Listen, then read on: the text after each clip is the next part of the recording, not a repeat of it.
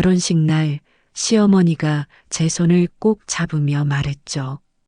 우리 아들 잘 부탁해요.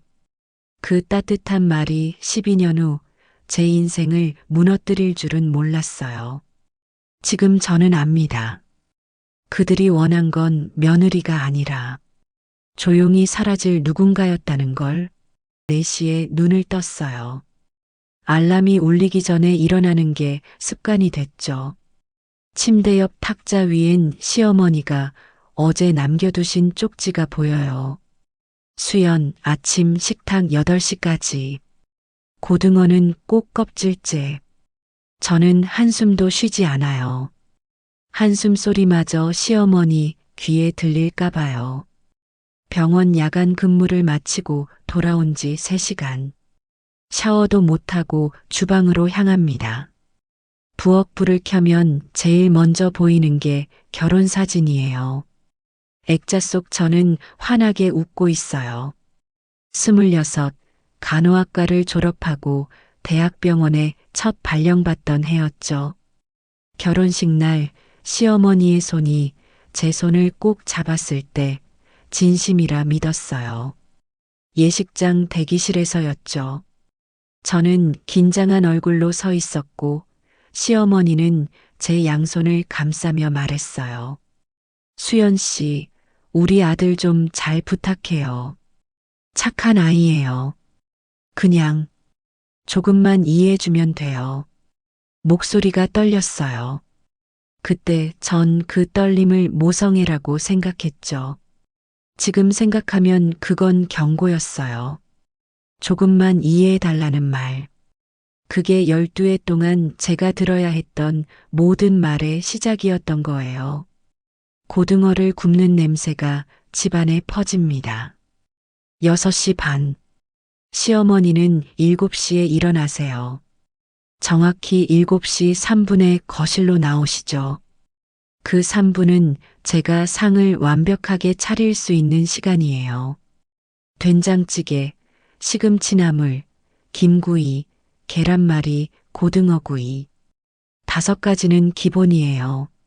남편 민호는 8시에 일어나요. 머리도 안 감고 식탁에 앉죠. 잘 먹겠습니다. 한마디 없이 숟가락을 들어요. 전 그 모습을 보며 밥을 먹어요. 아니, 먹는 척해요. 목구멍으로 밥이 안 넘어가는 날이 더 많거든요. 수연, 시어머니의 목소리가 들려요. 저는 고개를 듭니다. 오늘 한의원 오후 2시까지 나올 수 있지? 어머님, 오늘은 병원 낮 근무가. 에이, 병원이야 바꿀 수 있잖아. 오늘 중요한 손님 오시는데 수연이가 접수 안 하면 누가 해? 저는 핸드폰을 꺼내 수간호사님께 문자를 보냅니다. 죄송합니다. 오늘 오후 근무 빠질 수 있을까요? 급한 일이 생겨서요. 거짓말이에요. 하지만 전 이미 거짓말에 익숙해졌어요. 병원 응급실에서 12년을 일했어요. 밤새 환자를 돌보고 새벽에 귀가하면 아침 식사를 준비했죠. 낮에 자야 하는데 시어머니의 한의원 접수를 도왔어요. 일주일에 3번. 처음엔 도와달라는 부탁이었어요. 지금은 의무가 됐죠. 수연아, 너 요즘 피곤해 보인다. 민호가 처음으로 제 얼굴을 보며 말해요. 저는 웃어요. 습관적으로. 괜찮아요. 원래 이래요. 엄마 심부름 좀 줄이면 안 돼? 너도 직장인인데. 시어머니의 숟가락 소리가 딱 멈춰요. 공기가 무거워집니다. 민호야, 그게 무슨 말이니? 며느리가 시어머니 일 좀 도와주는 게 당연한 거 아니야.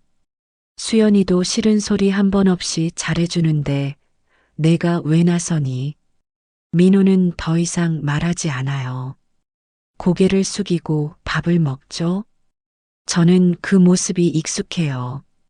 남편은 절대 제 편을 들지 않아요. 아니, 들 수가 없는 사람이에요. 시어머니 앞에선 영원한 아들이니까요. 식사가 끝나고 설거지를 하는데 시어머니가 제 옆에 서요. 수연아, 미안하다. 민호가 괜한 소리를 했네. 아니에요, 어머님. 우리 수연이는 참 착해. 그래서 내가 믿고 부탁하는 거야. 다른 며느리였으면 진작 도망갔을 거야. 도망? 그 단어가 귓가에 맴돕니다. 저는 설거지를 계속해요. 그릇에 묻은 기름기가 잘 안 지워져요. 수세미로 문질러도 미끌거려요. 마치 제 인생처럼요. 오후 2시 한의원에 도착했어요. 박미자 한의원이라는 간판이 보여요. 시어머니는 이 동네에서 30년 넘게 한의원을 운영하셨어요.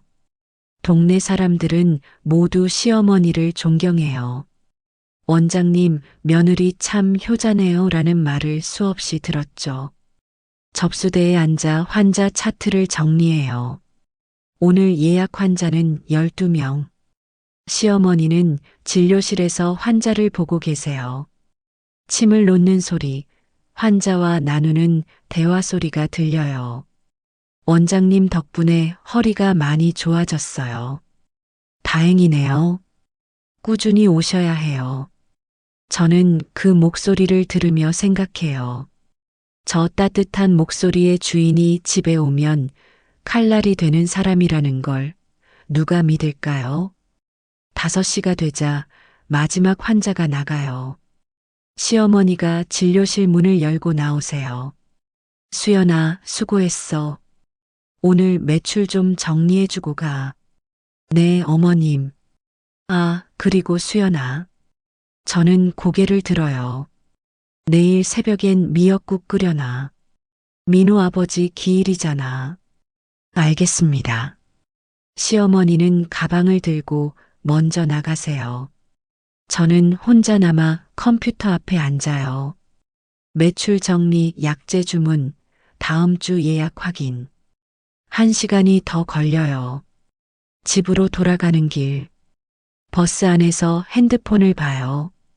수간호사님의 답장이 와 있어요. 수연 씨, 이번 달만 벌써 4번째예요. 다음부턴 곤란합니다. 저는 한숨을 삼켜요. 병원에서도 제 자리가 흔들리고 있어요. 현관문을 열고 들어서는데 거실이 조용해요. 불이 꺼져 있고 민호는 안방에 있는 것 같아요. 저는 부엌으로 가서 냉장고를 열어요.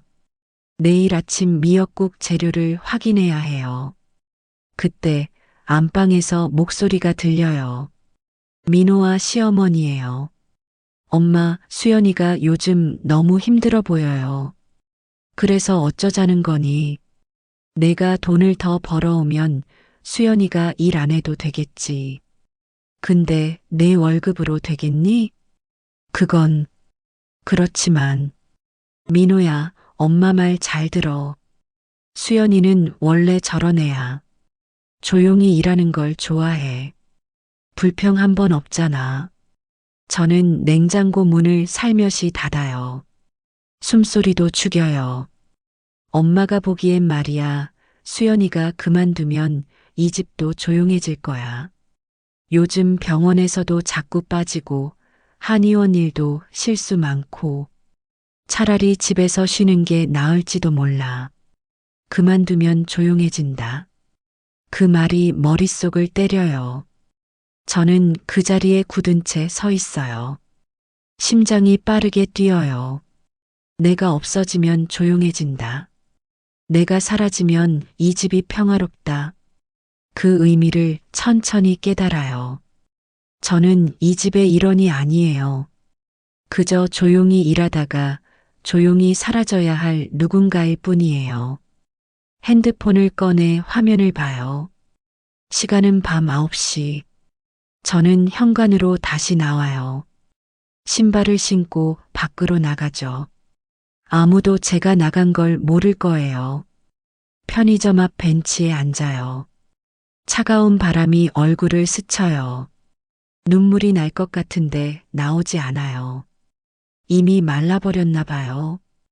결혼 12해. 저는 무엇을 했을까요? 간호사로 환자를 살렸고, 며느리로 집안을 지켰고, 아내로 남편을 보살폈어요. 그런데 지금 제 손에 남은 건 아무것도 없어요. 핸드폰이 울려요. 민호예요. 받지 않아요. 2번, 3번 울리다가 멈춰요. 문자가 와요. 어디야? 빨리 들어와. 명령이에요.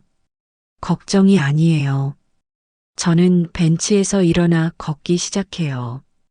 어디로 가는지 모르겠어요. 그냥 걸어요. 발이 아프도록 숨이 찰 때까지. 불빛 하나 없는 공원 벤치에 앉았어요. 하늘을 봐요. 별이 보여요. 저 별들은 제가 결혼하던 날에도 떠 있었겠죠. 그때의 저는 행복했어요. 아니, 행복할 거라 믿었어요. 시어머니의 따뜻한 손, 그 온기가 거짓이었다는 걸 이제야 알았어요. 아니, 어쩌면 진짜였을지도 몰라요. 처음엔 진심이었다가 시간이 지나며 변한 거겠죠. 아니면 처음부터 저는 도구였을 수도 있고요. 핸드폰을 다시 봐요. 민호의 전화가 10통. 시어머니의 문자 3개. 수연아, 장난 그만 치고 들어와. 장난이래요. 제 인생이 장난이에요. 저는 집으로 돌아가지 않기로 해요. 오늘은요. 딱 오늘 하루만요. 내일 아침 미역국은 못 끓이겠어요. 처음으로 약속을 어기는 거예요. 벤치에 누워요. 차가운 바람이 온몸을 감싸요. 춥지만 괜찮아요. 이 추위가 저를 깨우는 것 같아요. 잠이 들기 전 마지막으로 생각해요. 내가 사라져야 웃는 사람들. 나는 그들을 위해 살았구나. 그리고 조용히 눈을 감아요. 내일이 두려워요. 하지만 동시에 내일이 궁금해지기 시작해요. 그날 밤 공원 벤치에서 잠들었던 저는 새벽 5시에 깼어요. 온몸이 얼어붙어 있었죠. 집으로 돌아갈 수밖에 없었어요. 다른 갈 곳이 없었으니까요. 현관문을 조심스럽게 열었어요. 시어머니는 거실 소파에 앉아 계셨어요. 불도 켜지 않은 채로요. 어둠 속에서 그 모습이 귀신처럼 보였죠. 수연아, 어디 갔다 오는 거야? 차가운 목소리였어요. 걱정이 아니라 추궁이었죠. 죄송합니다. 바람 좀 쐬고. 바람? 밤새? 민호가 얼마나 걱정했는데. 전화도 안 받고 말이야. 저는 아무 말도 하지 못했어요. 변명할 힘도 없었거든요. 수연아, 우리 집은 체면이 중요한 집이야. 동네 사람들이 뭐라고 하겠어. 며느리가 밤새 돌아다닌다고 하면. 체면. 그 단어가 또 나왔어요. 이 집에서 제 존재 이유는 오직 하나였어요. 시어머니의 체면을 지켜주는 것. 다음 날부터 일상이 다시 시작됐어요. 아니, 지옥이 시작됐다고 해야 맞을 거예요. 시어머니는 한의원에서 저를 더 혹독하게 대했어요. 마치 제가 큰 잘못이라도 저지른 것처럼요. 수연아, 이 차트 정리 왜 이렇게 했어? 다시 해. 수연아, 환자한테 인사성이 없어. 웃으면서 해야지. 수연아, 침대 시트 좀 봐. 구겨졌잖아. 간호사라면서 이것도 제대로 못해? 한의원 문을 닫고 나면 더 심했어요. 다른 직원들이 퇴근한 후 저만 남아 청소를 했어요. 마룻바닥을 닦고 창문을 닫고 화장실을 청소했죠. 수연아, 여기 먼지 남았어. 제대로 안 보여? 시어머니는 하얀 휴지로 선반을 쓸어내렸어요. 검은 먼지가 묻어 나왔죠. 다시 그 한마디에 저는 다시 걸레를 들었어요. 무릎을 꿇고 마룻바닥을 닦았어요. 병원에서 12시간 서 있던 다리가 후들거렸지만 멈출 수 없었어요. 집으로 돌아오면 밤 9시가 넘었어요. 민호는 소파에 앉아 TV를 보고 있었죠. 수연아, 저녁은? 죄송해요. 지금 바로 할게요. 됐어. 그냥 라면 끓여줘. 라면을 끓이면서 눈물이 났어요. 제가 간호사라는 게, 사람을 살리는 일을 한다는 게 무슨 의미가 있을까요? 집에선 라면도 제대로 못 끓이는 며느리일 뿐인데요. 어느 날이었어요. 한의원에 손님이 많이 왔어요. 시어머니의 대학 동창 모임이 있었거든요.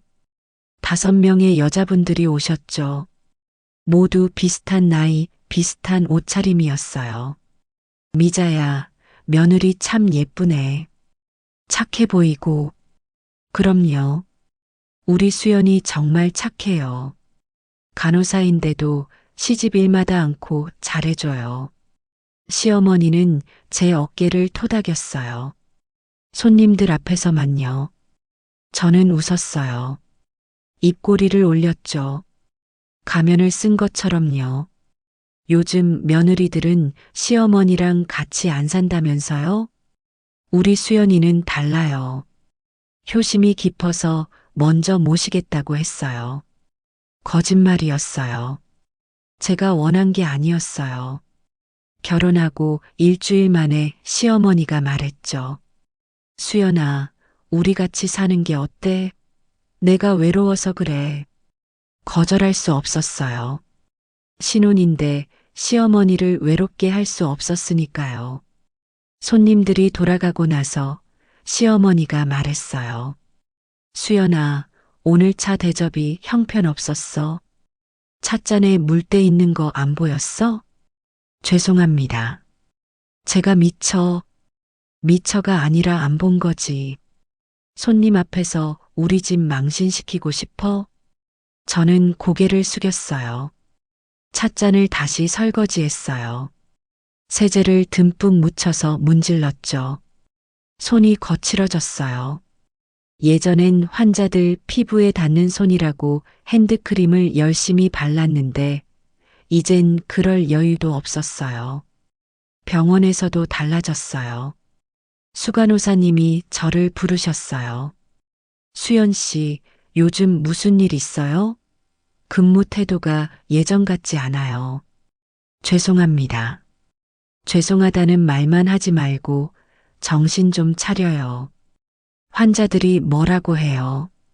간호사가 멍하니 서 있다고. 저는 알고 있었어요. 제가 무너지고 있다는 걸요. 밤샘 근무를 하고 한의원에 가고 집안일을 하고 다시 병원에 가는 일상. 잠은 하루에 4시간. 밥은 제대로 먹지 못했어요. 거울을 보면 낯선 사람이 보였어요.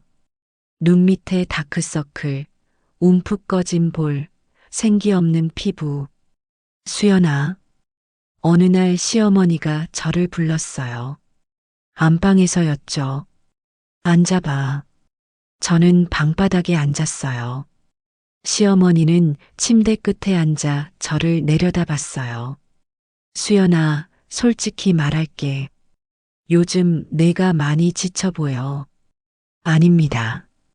괜찮습니다. 괜찮긴 뭐가 괜찮아. 거울 좀 봐. 귀신 같잖아. 저는 고개를 숙였어요. 내가 보기엔 말이야. 넌 일을 너무 많이 하는 것 같아. 병원도 다니고 한의원도 와야 하고 집안일도 해야 하고. 잠깐 희망이 보였어요. 시어머니가 저를 걱정하시는 건가 싶었죠. 그러니까 말인데 병원 그만두는 게 어때? 심장이 멎는 것 같았어요. 병원을 그만두면 한의원 일에만 집중할 수 있잖아. 그리고 집안일도 제대로 할 수 있고. 지금은 이것도 저것도 아니잖아. 하지만 어머님, 병원은 제 꿈이었어요. 간호사는 제가. 꿈? 수연아, 넌 이제 며느리야. 며느리의 꿈은 가정을 잘 돌보는 거지. 내 개인적인 꿈은 접어야지. 그날 밤 저는 화장실에 숨어서 울었어요. 소리 내지 않고요. 물을 틀어놓고 조용히 눈물을 흘렸죠. 거울 속 제 모습이 보였어요.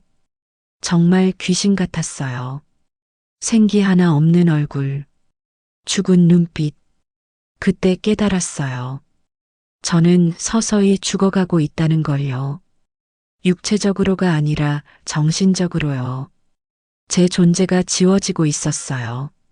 정수연이라는 사람이 사라지고 며느리 수연만 남고 있었죠.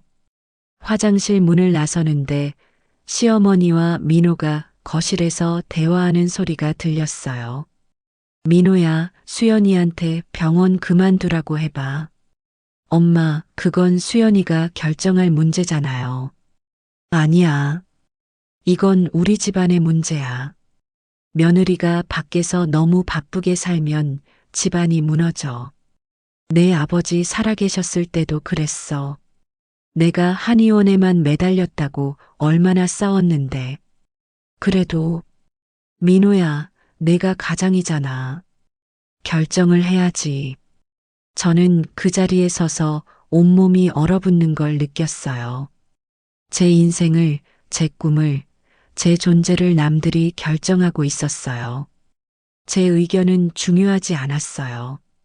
그날 밤부터 저는 결심했어요. 이대로는 안 된다고요. 무언가를 바꿔야 한다고요. 하지만 어떻게? 어디서부터? 답은 없었어요. 그저 가슴속에 분노만 쌓여갔죠. 조용한 분노, 소리 없는 비명. 그게 제 안에서 타오르기 시작했어요. 병원 그만두라는 말을 들은 지 일주일이 지났어요. 저는 아직 대답을 하지 않았어요. 아니, 할 수가 없었어요. 병원을 그만두면 저는 완전히 사라지는 거니까요. 마지막 남은 정수연이라는 존재마저 지워지는 거니까요. 그날은 한의원 청소를 하는 날이었어요. 시어머니는 외부 강연이 있다며 일찍 나가셨죠. 수연아, 오늘 안방 서랍 정리 좀 해줘. 먼지 쌓였을 거야. 그렇게 말하고 가셨어요. 저는 안방 문을 열었어요. 시어머니 방에 들어가는 건 늘 조심스러웠어요. 마치 금지된 공간에 발을 들여놓는 것 같았죠. 서랍을 열었어요. 옷가지, 서류들, 낡은 사진들이 보였어요. 서랍을 하나씩 정리하다가 제일 아래 서랍에서 두꺼운 봉투를 발견했어요. 봉투 겉면에는 아무 글씨도 없었어요. 열어봐야 하나 말아야 하나 망설였죠. 하지만 손이 먼저 움직였어요. 봉투 안에는 서류가 여러 장 있었어요.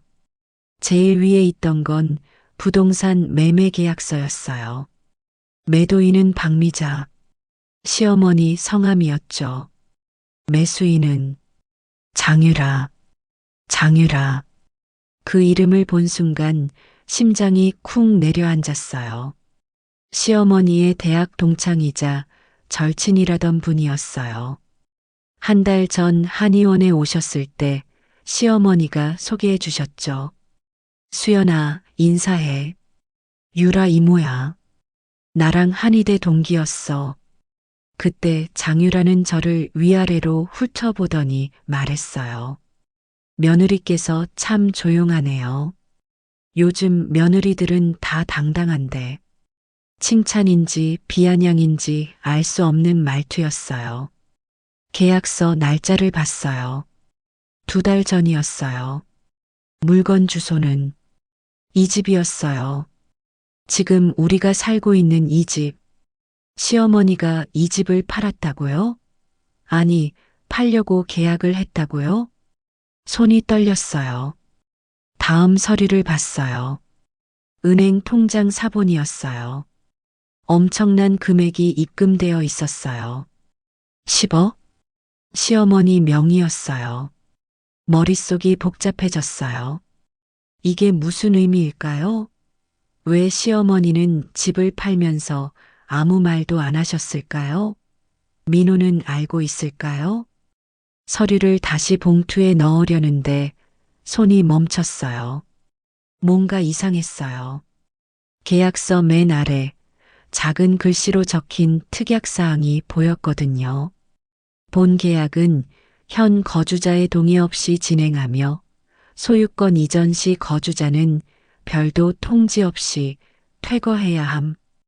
현 거주자, 저를 말하는 건가요? 민호와 저를요? 심장이 빠르게 뛰었어요. 이건 단순한 집 매매가 아니었어요. 뭔가 숨겨진 게 있었어요. 서류를 원래 자리에 돌려놓고 서랍을 닫았어요. 손이 떨려서 서랍 손잡이를 제대로 잡을 수가 없었어요. 숨을 깊게 들이쉬고 방을 나왔어요. 부엌으로 가서 물을 마셨어요. 찬물이 목을 타고 내려갔지만 가슴의 답답함은 사라지지 않았어요. 생각이 꼬리에 꼬리를 물었어요. 시어머니가 집을 판 이유는 뭘까요? 돈이 필요했나요? 아니면 다른 곳으로 이사 갈 계획이었나요? 그렇다면 왜 저희한테 말하지 않으셨을까요? 그날 저녁 시어머니가 돌아오셨어요. 평소보다 기분이 좋아 보였어요. 수연아, 오늘 청소 잘했어? 네, 어머님. 안방 서랍도 정리했지? 심장이 철렁했어요. 혹시 제가 서류를 봤다는 걸 아시는 걸까요? 네, 정리했습니다. 그래, 수고했어. 시어머니는 안방으로 들어가셨어요. 저는 부엌에 서서 귀를 기울였어요. 서랍 여는 소리가 들렸어요.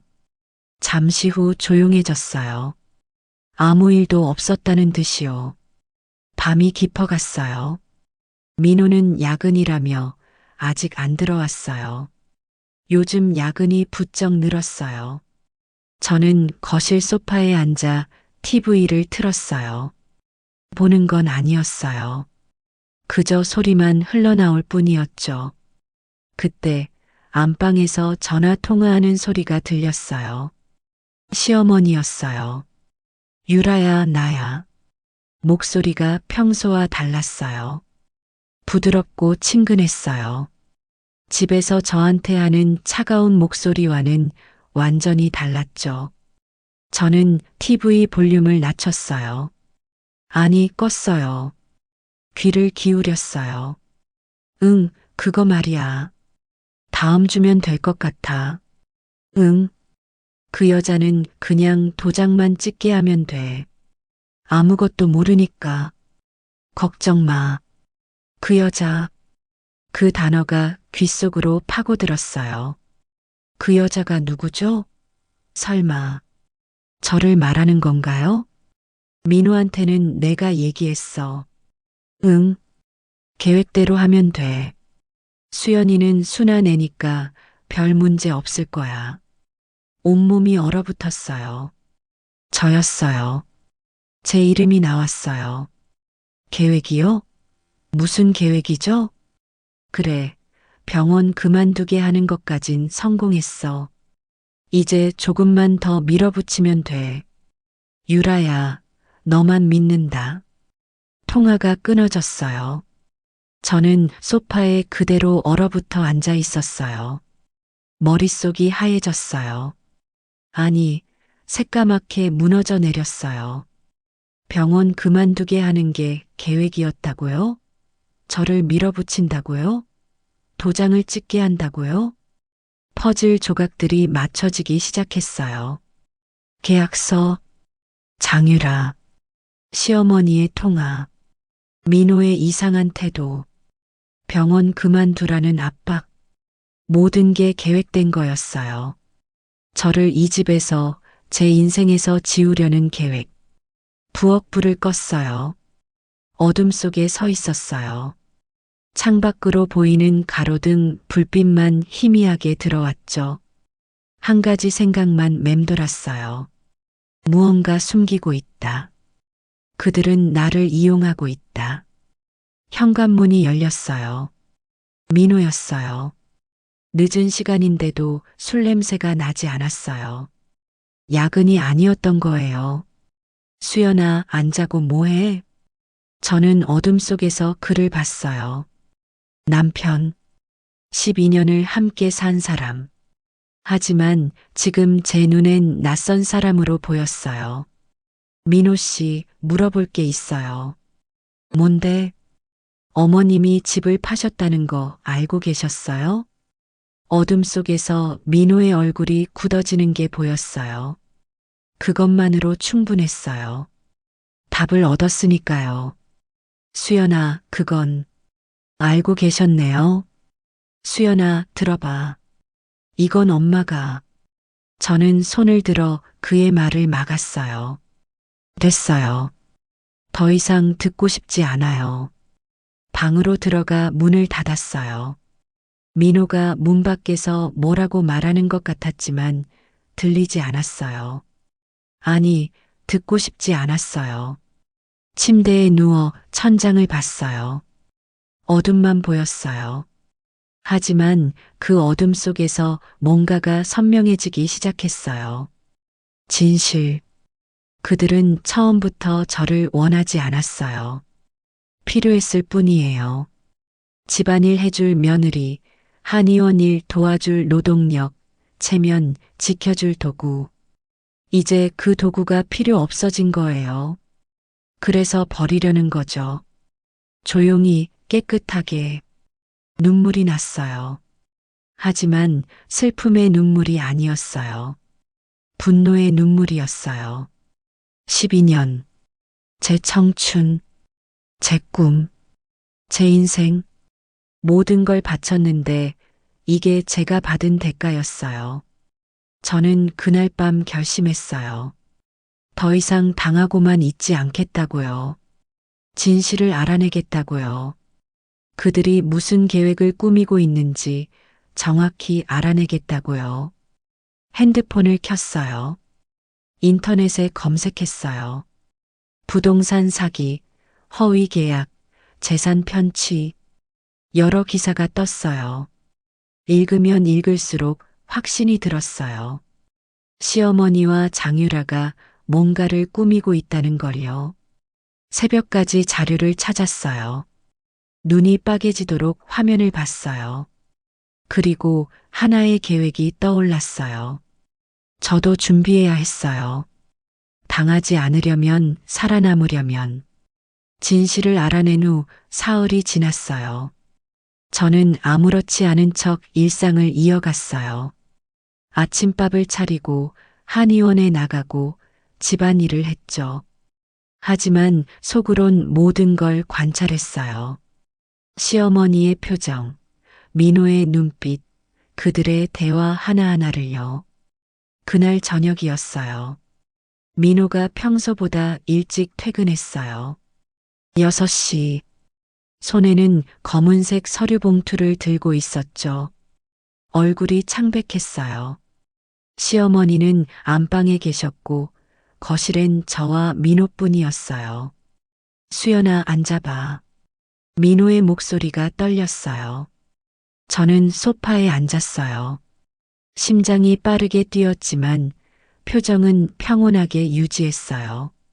뭔데요? 민호는 서류 봉투를 제 앞에 놓았어요. 손이 떨리고 있었어요. 수연아, 우리 조금 쉬자. 서로 너무 지쳤잖아. 쉬자. 그 말의 의미를 몰랐던 게 아니에요. 하지만 직접 들으니 충격이었어요. 봉투를 열었어요. 서류 맨 위에 큰 글씨로 쓰여 있었어요. 협의 이혼 신고서. 숨이 멎는 것 같았어요. 하지만 겉으로는 침착했어요. 서류를 한 장 한 장 넘겼어요. 손이 떨리지 않게 애썼죠. 이혼이요? 응, 우리 결혼 생활이 너무 힘들잖아. 너도 병원 일 때문에 지쳐 있고, 나도, 엄마도, 엄마, 그 단어가 나왔어요. 역시나였죠. 이건 어머님이 시킨 거죠? 민호는 대답하지 않았어요. 고개를 숙였을 뿐이에요. 그 침묵이 답이었어요. 서류를 끝까지 넘겼어요. 그리고 마지막 장을 봤을 때 심장이 멈췄어요. 서명란에 이미 도장이 찍혀 있었어요. 제 도장이요. 이게 뭐예요? 손가락으로 도장을 가리켰어요. 민호는 더욱 고개를 숙였어요. 수연아, 미안해. 엄마가 그냥 절차상 필요하다고. 제 도장을 언제 찍었어요? 저는 이 서류 처음 봐요. 수연아, 들어봐.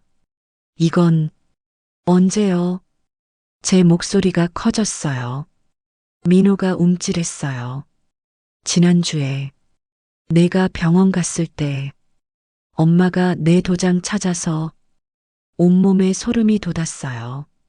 제가 병원에서 밤샘 근무하는 사이 그들은 제 서랍을 뒤져서 도장을 찾았다는 거예요. 그리고 제 동의도 없이 이혼 서류에 찍었다는 거예요. 이건 위조예요. 범죄라고요. 수연아, 제발 조용히 하자. 엄마한테 들리면 어쩌라고요. 저는 서류를 집어던졌어요. 종이들이 바닥에 흩어졌어요. 안방 문이 열렸어요. 시어머니가 나오셨어요. 예상했다는 듯 차분한 얼굴이었어요. 수연아, 소리 지르지 마. 동네 사람들한테 들려. 또 체면이었어요. 이 순간에도 체면. 어머님, 이게 뭐예요? 제 동의도 없이 도장을 찍다니요. 수연아, 진정해. 우리 좀 앉아서 얘기하자. 시어머니는 소파에 앉으셨어요. 저를 내려다보는 자세였죠. 저는 서 있었어요. 수연아, 솔직히 말할게. 너도 알잖아. 우리 결혼 생활이 안 맞아. 너는 병원 일로 바쁘고, 민호는 민호대로 힘들고, 이렇게 사는 게 서로한테 좋지 않아. 그건 어머님이 결정할 일이 아니에요. 물론이지. 하지만 엄마로서 아들이 힘들어하는 걸 보고만 있을 수 없잖아. 거짓말이었어요. 민호가 힘들어한 게 아니에요. 시어머니가 원한 거였어요. 어머님, 집 매매 계약서 봤어요. 순간 시어머니의 얼굴이 굳었어요. 민호도 깜짝 놀란 표정을 지었죠. 뭐, 뭘 봤다고? 안방 서랍에 있던 계약서요. 장유라 씨한테 집을 파셨죠. 저한테는 아무 말씀도 안 하시고요. 수연아, 그건. 그리고 전화 통화도 들었어요. 그 여자는 도장만 찍게 하면 된다고 하신 거요. 그 여자가 저죠? 시어머니의 얼굴이 창백해졌어요. 하지만 금방 평정을 찾으셨어요. 그래, 내 말이 맞아. 집을 팔았어. 그리고 너희는 나가야 해. 민호가 벌떡 일어났어요. 엄마, 그게 무슨 소리예요? 처음 듣는 얘긴데요. 민호야, 앉아. 너한테도 할 말이 있어. 시어머니는 민호를 앉히고 저를 똑바로 봤어요. 수연아, 솔직히 말할게. 난 처음부터 내가 마음에 안 들었어. 너무 조용하고 주장이 없고 그냥 시키는 대로만 하는 여자. 처음엔 그게 좋아 보였어. 순종적인 며느리니까 가슴이 찢어지는 것 같았어요. 하지만 같이 살다 보니 답답하더라. 내가 있으면 집안 분위기가 무거워. 말도 없고 웃지도 않고 민호도 너 때문에 웃음을 잃었어. 엄마. 민호가 소리쳤지만 시어머니는 계속했어요. 그래서 결정했어. 너희를 갈라놓기로. 민호는 내 아들이니까 내가 책임질 거야. 하지만 넌 이제 우리 가족이 아니야. 우리 가족이 아니다. 12년을 함께 살았는데, 며느리로 살았는데, 이제 와서 가족이 아니래요. 집은 이미 팔렸어. 다음 달이면 명예 이전이 돼. 그 전에 넌 나가야 해. 이혼 서류는 이미 준비됐고, 내 도장도 찍혔어. 관청에 제출만 하면 돼. 제 동의 없이는 안 돼요. 동의? 수연아, 넌 이미 동의했어. 도장이 증거잖아. 위조된 도장은 무효예요. 법적으로요. 시어머니가 비웃었어요. 그럼 법정에서 보자고. 좋아. 하지만 생각해봐. 내가 이기겠어? 내가 얼마나 많은 사람을 아는데. 동네에서 30년 넘게 한의원 한 사람이야. 넌 누구야? 병원에서도 제대로 못 버티는 간호사잖아. 말문이 막혔어요. 시어머니의 눈빛엔 확신이 가득했어요. 이길 수 있다는 확신. 수연아, 조용히 나가. 그게 너한테도 좋아. 싸우면 서로 상처만 커져. 난 내가 조용히 사라지길 바라. 조용히 사라지라. 그 말을 듣는 순간 모든 게 무너졌어요. 12년의 시간이, 노력이, 희생이, 모든 게 한순간에 무너졌어요. 민호를 봤어요. 제 남편, 12년을 함께 산 사람. 그는 고개를 숙이고 있었어요. 제 편을 들지 않았어요. 끝까지요. 알겠어요. 제 입에서 나온 말이었어요. 조용히 나갈게요. 어머님 원하시는 대로요. 시어머니가 만족한 표정을 지었어요. 민호는 여전히 고개를 들지 못했고요. 저는 방으로 들어가 캐리어를 꺼냈어요. 옷장을 열어 옷을 집어넣었어요. 많지 않았어요. 결혼하고 새 옷을 산 적이 거의 없었거든요. 화장대 서랍을 열었어요. 몇 개 안 되는 화장품, 액세서리, 사진. 결혼 사진을 봤어요. 웃고 있는 제 모습이 낯설었어요. 사진을 캐리어에 넣지 않았어요. 화장대 위에 그냥 놔뒀어요. 그 웃음은 이제 제 것이 아니니까요. 서랍 맨 밑에서 통장을 꺼냈어요. 제 이름으로 된 통장. 12년 동안 모은 돈이 들어 있었어요. 많지 않았어요. 병원 월급의 대부분을 생활비로 냈었거든요. 캐리어를 닫았어요.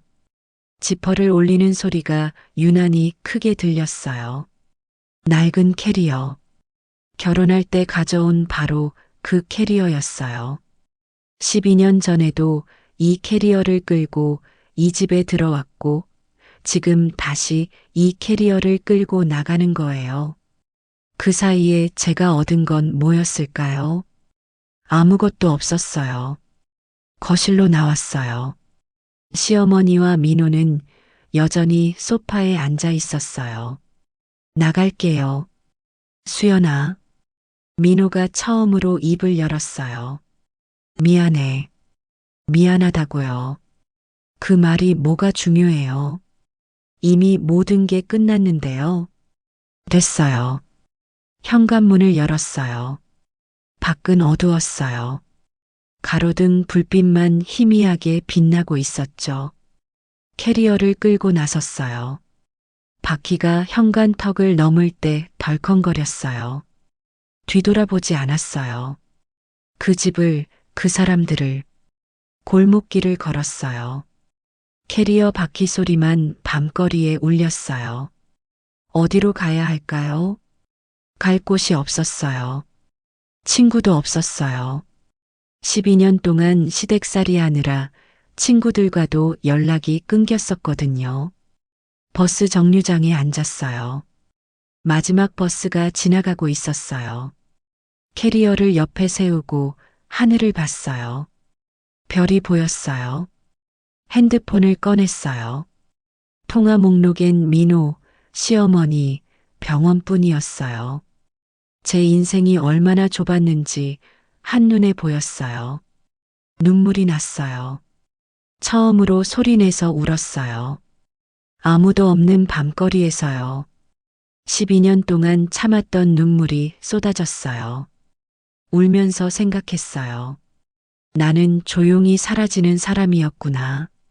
처음부터 끝까지. 하지만 이상하게도요. 슬픔 속에서 뭔가 다른 감정이 피어올랐어요. 자유. 처음으로 느끼는 자유였어요. 집을 나온 그날 밤, 저는 찜질방에서 잤어요. 캐리어를 사물함에 넣고 따뜻한 방바닥에 누웠죠. 주변엔 비슷한 처지의 사람들이 보였어요. 집 없는 사람들, 쉴 곳 없는 사람들. 저도 이제 그들 중 하나였어요. 다음 날 아침, 제일 먼저 한 일은 구직 사이트를 여는 거였어요. 간호사 채용 공고를 봤어요. 대학병원은 어려웠어요. 경력이 단절됐고 나이도 있었으니까요. 그때 눈에 들어온 게 하나 있었어요. 해든요양원 야간 간호사 급구. 숙소 제공. 즉시 근무 가능자. 야간 근무. 숙소 제공. 저에게 딱 필요한 조건이었어요. 전화를 걸었어요. 면접은 당일 오후였어요. 요양원은 도시 외곽에 있었어요. 버스를 2번 갈아타고 1시간을 가야 했죠. 낡은 건물이었지만 깨끗했어요. 현관에 들어서니 소독약 냄새가 났어요. 익숙한 냄새였어요. 정수연 씨 맞으세요? 원장님이 나오셨어요. 50대 후반으로 보이는 여자분이었어요. 온화한 인상이었죠. 네, 맞습니다. 이력서 봤어요. 대학병원에서 12년이나 근무하셨네요. 그런데 왜 요양원으로 오시려고? 대답하기 어려운 질문이었어요. 솔직하게 말할 수 없었어요. 환경을 바꾸고 싶었어요. 응급실은 너무 바빴고 어르신들을 천천히 돌보고 싶어서요. 거짓말은 아니었어요. 일부만 숨긴 거였죠. 원장님은 고개를 끄덕이셨어요. 야간 근무인 거 알죠? 밤 8시부터 아침 8시까지예요. 환자는 30명. 치매 어르신들이 대부분이에요. 힘들어요. 괜찮습니다. 야간 근무 익숙해요. 그럼 오늘부터 시작할 수 있어요? 네. 급하거든요. 전에 있던 간호사가 갑자기 그만뒀어요. 오늘부터 가능하세요? 저는 캐리어를 생각했어요. 찜질방 사물함에 넣어둔 제 전 재산. 가능합니다. 좋아요. 그럼 숙소 먼저 보여드릴게요. 숙소는 요양원 3층 작은 방이었어요. 원룸이었죠. 침대, 책상, 작은 화장실. 그게 전부였어요. 하지만 저에겐 궁전 같았어요. 제 공간이었으니까요. 여기서 쉬시면 돼요. 월급에서 숙소비 10만 원 빠져요. 감사합니다. 고맙긴요. 우리가 더 고마운 거리요. 그날 저녁부터 일을 시작했어요. 밤 8시, 낮 근무 간호사가 인수인계를 했어요. 오늘은 조용할 거예요. 어르신들 대부분 주무시고 깨시는 분들만 체크하면 돼요. 응급 상황 생기면 바로 연락해요. 혼자 남았어요. 긴 복도, 조용한 병실들. 가끔 어르신들의 신음소리가 들렸어요. 1시간마다 병실을 돌았어요. 체온 체크, 혈압 측정, 기저귀 교체. 익숙한 일이었어요. 하지만 대학병원과는 달랐어요. 여기는 조용했어요. 급하지 않았어요. 새벽 2시쯤 한 어르신이 깨셨어요. 80대 할머니였어요. 치매가 있으셨죠. 물, 물 좀. 저는 물컵을 들고 침대 옆에 앉았어요. 할머니의 등을 받쳐드리고 물을 먹였어요. 천천히 드세요. 할머니는 물을 다 드시고 제 손을 잡았어요. 주름진 손이었어요. 따뜻했어요. 고마워요. 선생님은 참 따뜻하네요. 그 말을 듣는 순간 가슴이 뜨거워졌어요. 12년 동안 간호사로 일했지만 이런 말을 들어본 적이 없었어요. 시어머니한테서도, 민호한테서도, 병원 동료들한테서도 별 말씀을요. 아니에요. 손이 따뜻해요. 마음도 따뜻한 것 같아요. 할머니는 다시 잠드셨어요. 저는 그 손을 천천히 놓았어요. 눈물이 날 것 같았어요. 하지만 참았어요. 이제는 울지 않기로 했으니까요. 날이 밝았어요. 아침 8시, 낮 근무자가 출근했어요. 인수인계를 하고 3층 방으로 올라갔어요. 침대에 누웠어요. 온몸이 피곤했지만 마음은 편했어요. 처음이야. 처음으로 누군가한테 인정받은 거. 일주일이 지났어요. 야간 근무는 힘들었지만 익숙해졌어요. 어르신들 얼굴과 이름을 외웠어요. 누가 어떤 약을 먹는지, 누가 밤에 깨는지, 누가 어떤 음식을 좋아하는지. 수연 선생님, 낮 근무 간호사가 저를 부르는 이름이 좋았어요. 수연 선생님, 며느리 수연도 아니고 그냥 수연도 아니고 선생님이었어요. 월급날이었어요. 통장에 200만 원이 들어왔어요. 많지 않은 금액이었지만 제겐 소중했어요. 제 이름으로 번 돈이었으니까요. 편의점에 가서 도시락을 샀어요. 혼자 먹는 밥이었지만 맛있었어요. 죄책감 없이 먹을 수 있었거든요. 한 달이 지났어요. 요양원 생활에 완전히 적응했어요. 원장님은 제 일을 인정해 주셨어요. 수연 씨, 어르신들이 좋아하시네요. 밤에 불안해하시던 분들이 요즘 편하게 주무신대요. 제가 뭘 특별히 한 건 아닌데요.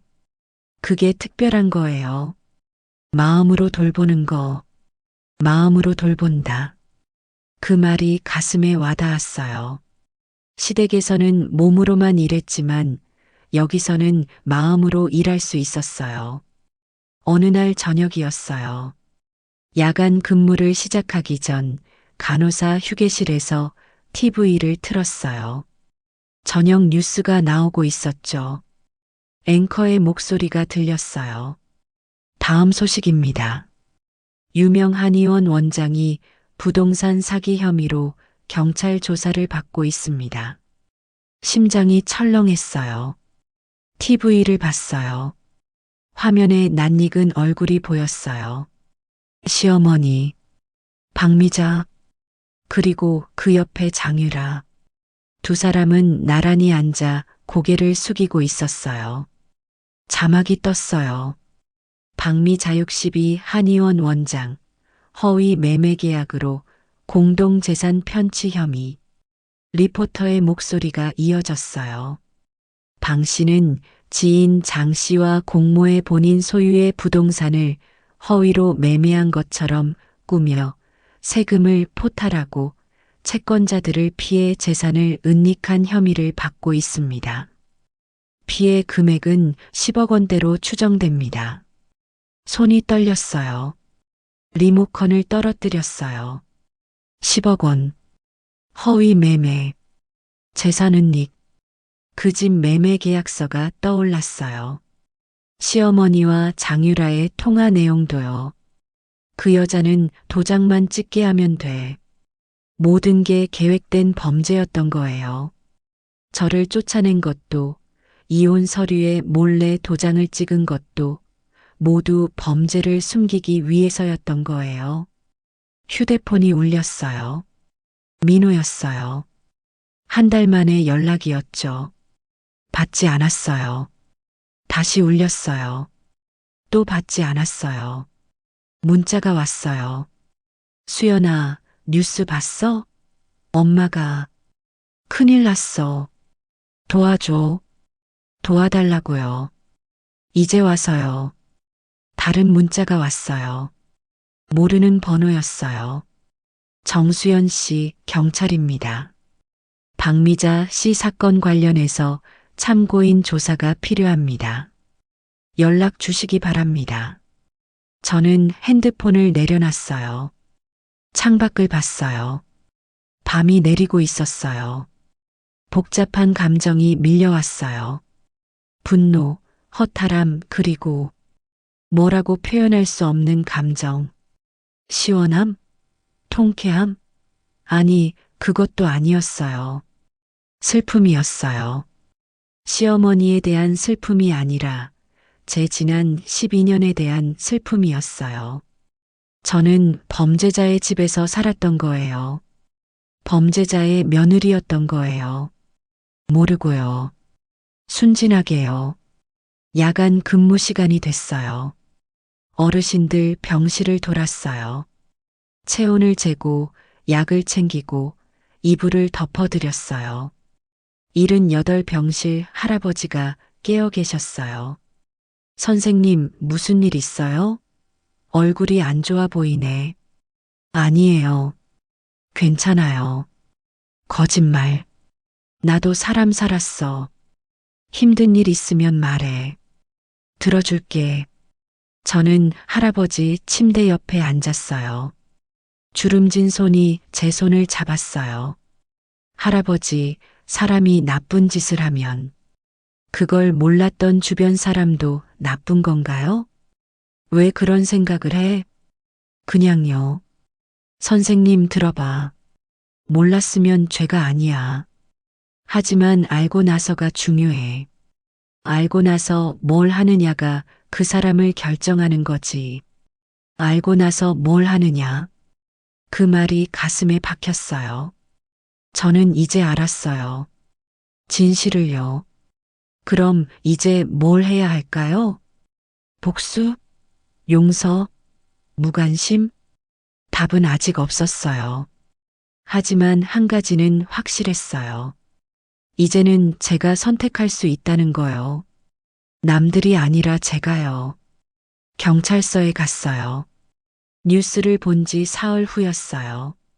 참고인 조사실은 차갑고 좁았어요. 형사 2명이 저를 마주보고 앉았죠. 정수연 씨, 박미자 씨와의 관계가 어떻게 되시죠?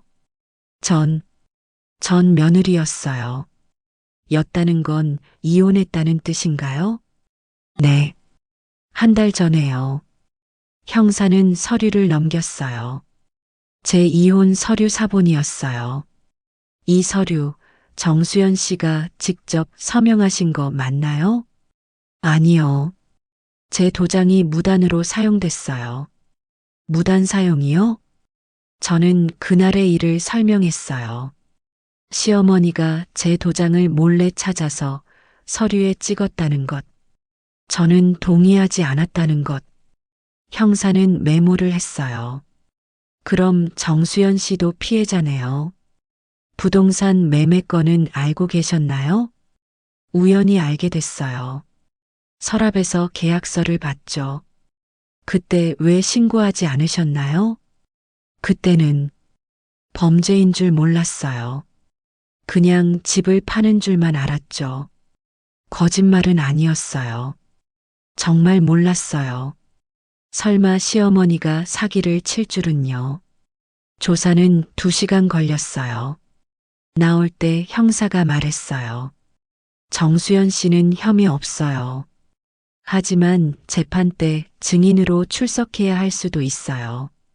알겠습니다. 경찰서를 나왔어요. 햇빛이 눈부셨어요. 자유로웠어요. 제게는 죄가 없었어요. 핸드폰이 울렸어요. 민호였어요. 또요. 하루에 10통씩 전화가 왔지만 한 번도 받지 않았어요. 이번엔 문자였어요. 수연아, 엄마가 쓰러졌어. 병원에 있어. 제발 한 번만 와줘. 손이 멈췄어요. 쓰러졌다고요? 다음 문자가 왔어요. 성모병원 중환자실이야. 혈압이 너무 올라가서 의식이 오락가락해. 제발. 성모병원. 제가 12년 동안 일했던 곳이었어요. 가야 할까요?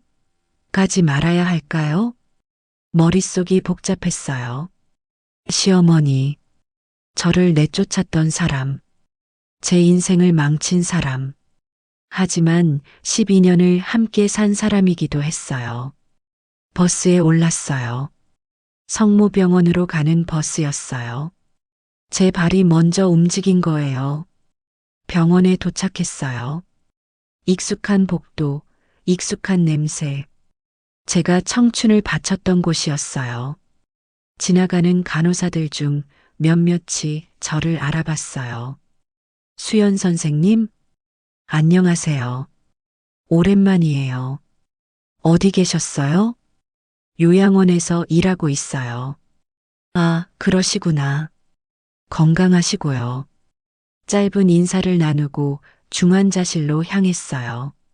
민호가 복도에 서 있었어요. 초췌한 모습이었어요. 수염도 안 깎았고 눈은 충혈되어 있었죠. 수연아. 민호가 저를 보고 울먹였어요. 다가와서 제 손을 잡으려 했지만 저는 피했어요. 어머님은요? 안에 계셔. 의사 선생님이 위독하다고. 언제 깨어날지 모른대. 무슨 일이 있었어요? 경찰 조사받고 집에 왔는데 갑자기 쓰러지셨어. 혈압이 200 넘게 올라가서 스트레스성 고혈압이었겠죠. 범죄가 드러나고 경찰 조사받고 명예가 무너지고 시어머니가 가장 소중히 여기던 체면이 완전히 무너진 거예요. 들어가 봐도 될까요? 당연하지. 엄마가 너를 찾았어. 의식이 있을 때 내 이름을 불렀어. 중환자실 문을 열었어요. 여러 개의 침대가 커튼으로 나뉘어 있었어요. 제일 안쪽 침대에 시어머니가 누워 계셨어요. 가까이 다가갔어요. 시어머니는 눈을 감고 계셨어요. 모니터에는 심박수, 혈압, 산소 포화도가 표시되어 있었죠. 간호사의 눈으로 봤을 때 상태가 좋지 않았어요. 얼굴은 창백했고 숨소리는 거칠었어요. 한 달 전만 해도 당당했던 모습은 어디에도 없었어요. 의자를 가져와 침대 옆에 앉았어요. 시어머니의 손을 봤어요. 주름진 손, 저를 따뜻하게 잡아줬던 결혼식 날의 그 손. 얼마나 지났을까요? 시어머니가 눈을 떴어요. 초점 없는 눈동자가 천장을 봤어요. 그리고 천천히 제 쪽으로 고개를 돌렸죠. 누구세요? 저를 알아보지 못했어요. 저예요. 수연이요. 수연? 시어머니는 눈을 깜빡였어요. 기억을 더듬는 것 같았어요. 아, 수연. 우리, 수연. 목소리가 약했어요. 끊어질 듯 이어졌어요. 네, 어머님. 제가 왔어요. 미안해. 정말 미안해. 눈물이 흘러내렸어요. 시어머니의 눈에서요. 저는 처음 봤어요. 시어머니가 우는 모습을요. 다 내 욕심이었어. 체면 지키려다가 다 잃었어. 쇠약한 목소리였어요. 후회로 가득한 목소리였어요. 괜찮아요, 어머님. 괜찮긴. 뭐가 괜찮아. 난 나쁜 사람이야. 너한테, 민호한테 다 다한테 나쁜 짓만 했어. 저는 시어머니의 손을 잡았어요. 차가웠어요. 얼음장처럼요. 어머님, 지금 그런 말씀하시면 안 돼요. 기운 내셔야죠. 기운? 기운은 무슨? 난 이제 끝이야. 감옥 갈 거야. 모든 게 끝났어. 아직 살아계시잖아요. 그 말을 하는 순간 제 가슴에도 울림이 있었어요. 아직 살아있다. 시어머니도요. 저도요. 수연아, 너 용서 못하겠지? 괜찮아. 용서 안 해줘도 돼. 난 용서받을 자격 없어. 저는 대답하지 않았어요. 용서할 수 있을지 없을지 아직 몰랐거든요. 시어머니는 다시 눈을 감았어요. 숨소리가 고르게 이어졌어요. 잠든 거였어요. 저는 손을 놓지 않았어요. 그냥 앉아 있었어요. 얼마나 지났을까요? 30분? 1시간? 민호가 들어왔어요. 수연아, 고마워. 와줘서. 나도 미안해.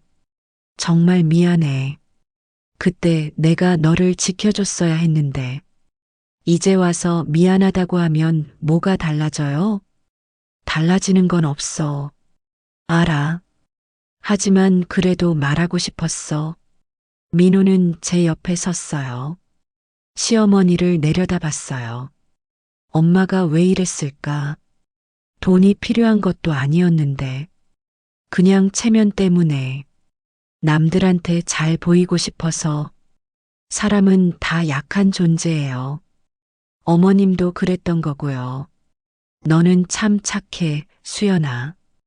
이런 상황에도 엄마를 이해하려고 하고 이해하는 게 아니에요. 그냥 사실을 말하는 거예요. 밖으로 나왔어요. 복도에 앉았어요. 민호도 옆에 앉았죠. 수연아, 우리 다시 시작할 수 없을까? 고개를 돌려 민호를 봤어요. 진지한 얼굴이었어요. 민호 씨, 우리는 끝났어요. 한 달 전에요. 하지만 민호 씨는 끝까지 제 편이 아니었어요. 필요할 때만 불렀죠. 지금도 어머님 때문에 저를 부른 거잖아요. 민호는 아무 말도 하지 못했어요. 저는 이제 제 인생을 살 거예요. 남편의 아내도 시어머니의 며느리도 아닌 정수연으로요. 일어섰어요. 병원을 나왔어요. 뒤돌아보지 않았어요. 버스 정류장에 서서 하늘을 봤어요. 구름이 흘러가고 있었어요. 가슴이 답답했어요. 슬펐어요. 하지만 동시에 홀가분했어요. 시어머니의 눈물을 봤어요. 후회를 봤어요. 무너진 모습을 봤어요. 복수하고 싶었던 적도 있었어요. 하지만 지금은 그저 슬플 뿐이었어요. 시어머니가 스스로 무너지는 모습을 보니 복수할 필요조차 없었어요. 핸드폰을 꺼냈어요. 문자를 하나 썼어요. 민호에게요. 어머님 잘 돌봐드려요. 그게 아들의 도리니까요. 저는 이제 제 길을 갈게요. 건강하세요. 전송 버튼을 눌렀어요. 그리고 민호의 번호를 삭제했어요. 버스가 왔어요. 헤든 요양원으로 가는 버스였어요. 버스에 올랐어요.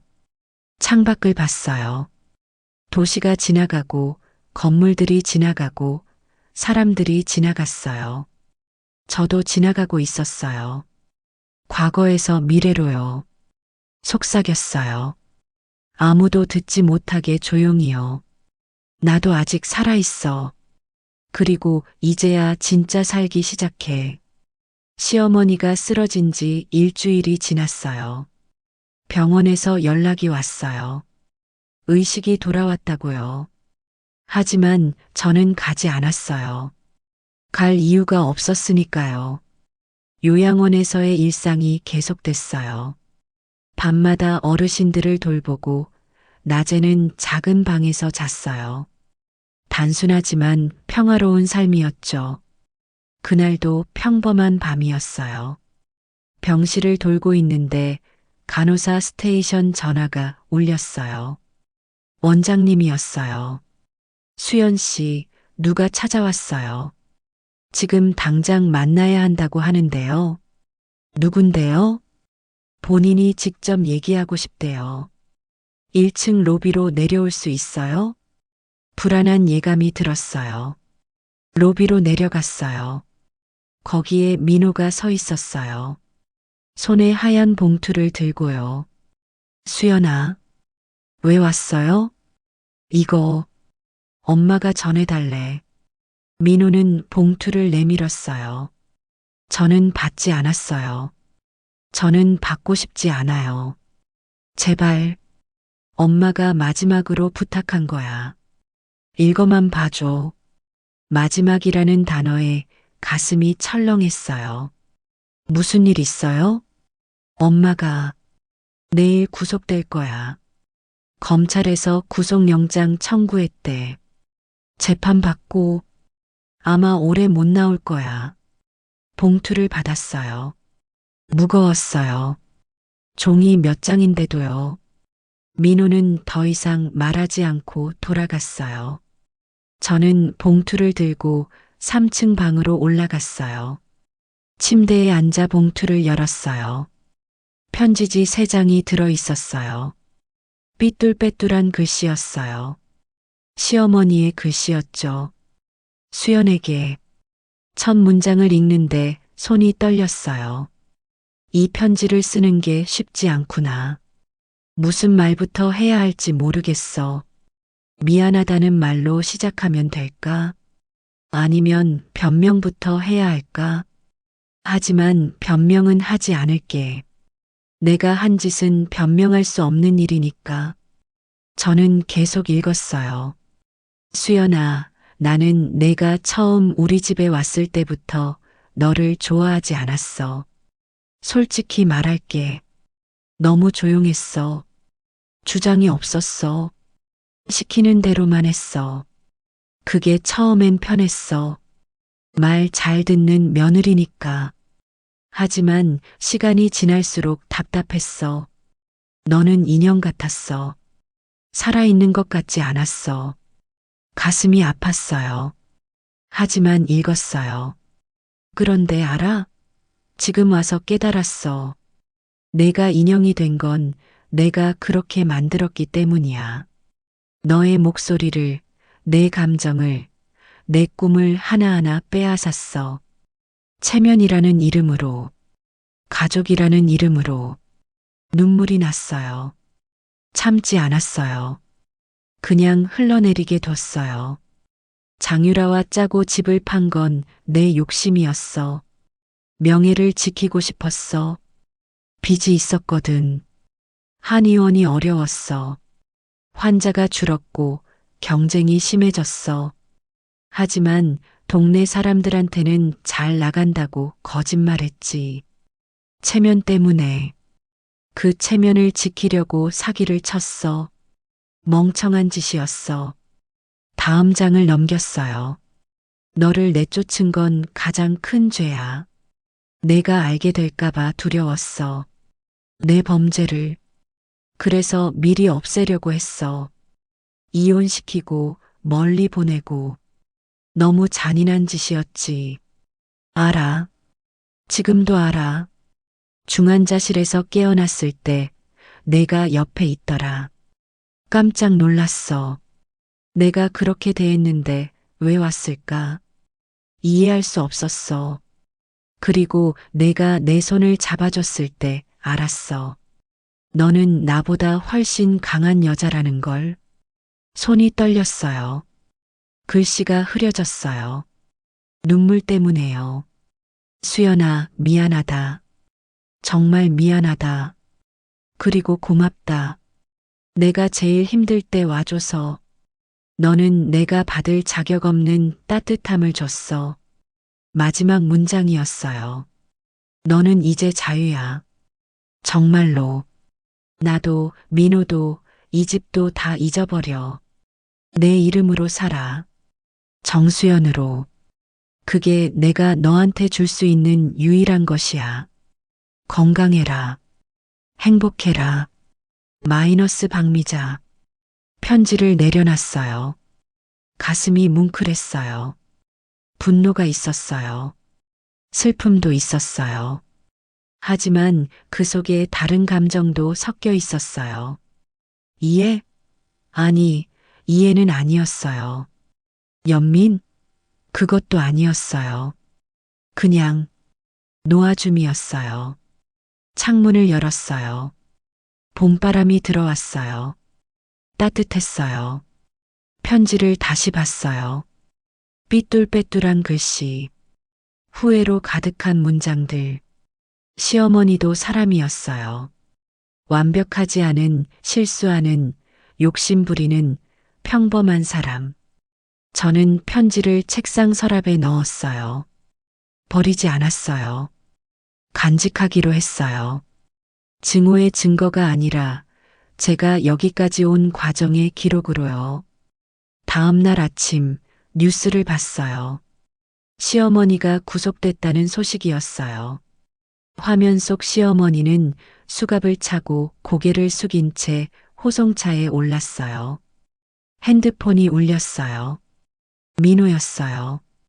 이번엔 받았어요. 여보세요. 수연아.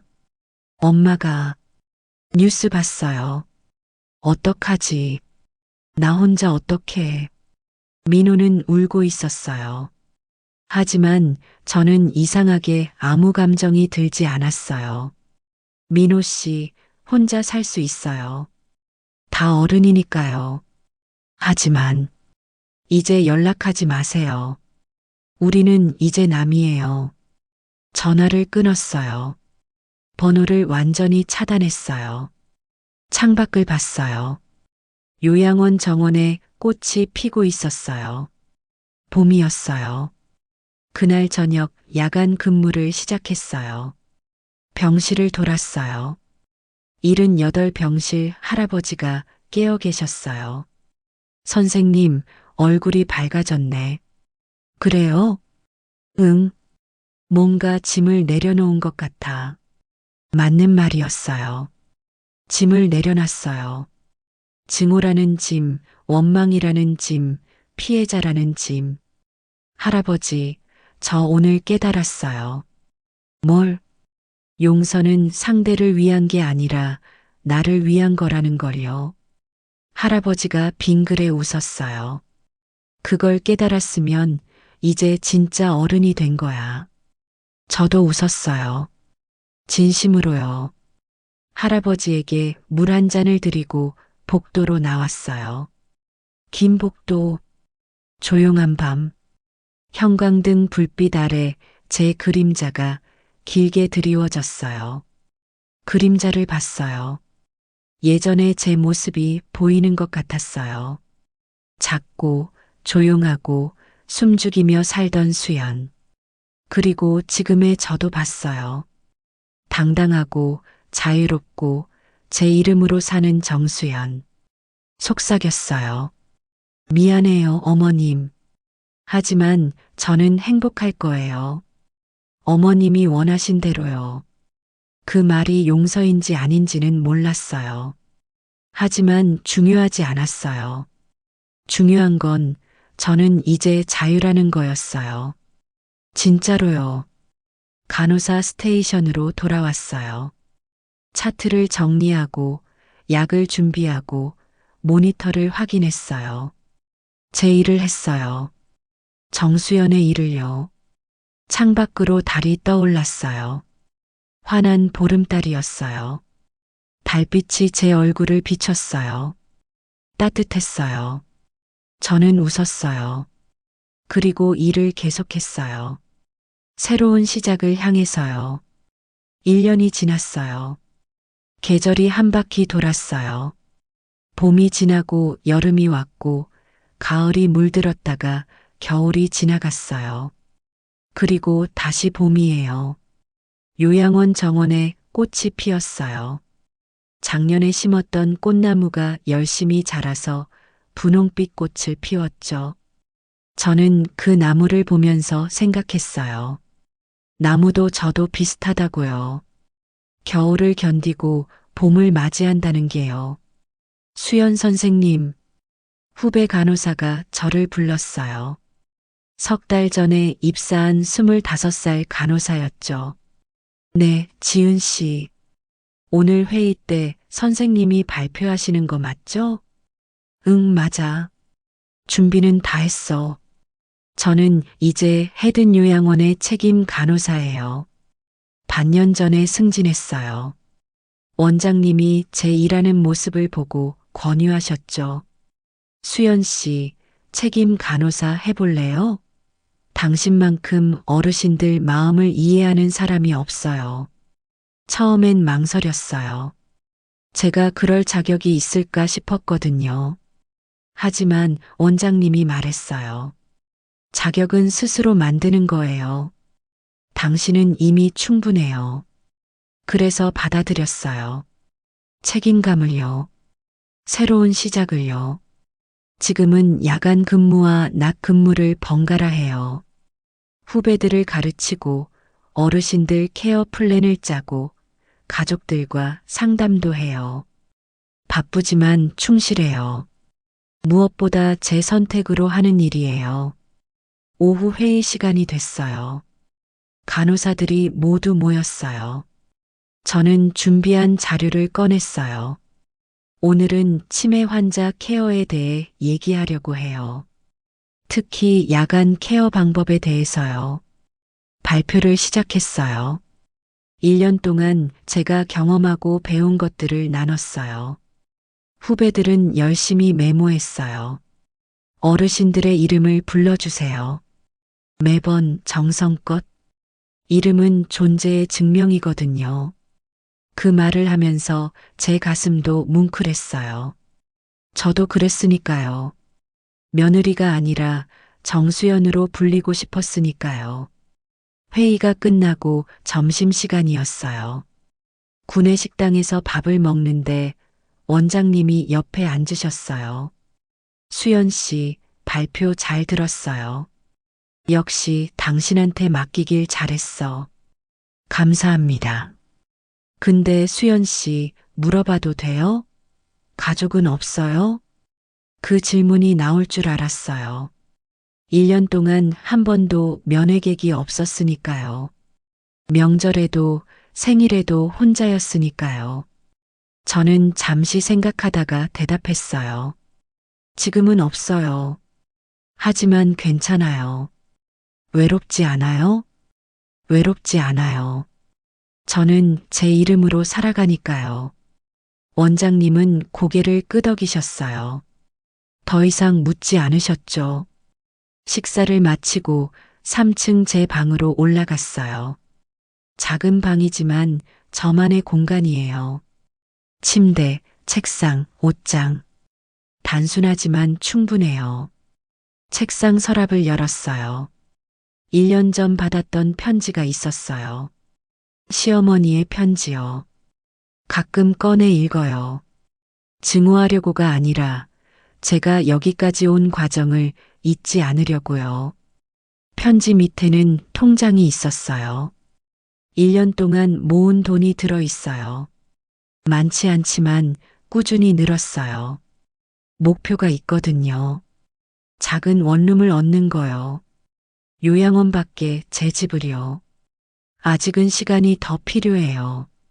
하지만 괜찮아요. 서두르지 않아요. 제 속도로 가고 있으니까요. 핸드폰을 봤어요. 연락처가 많이 늘었어요. 요양원 동료들, 원장님, 후배들, 친구도 생겼어요. 같은 처지였던 간호사 선생님이요. 한 달에 한 번씩 만나서 차 마시고 수다 떨어요. 지난주에 만났을 때 선생님이 물었어요.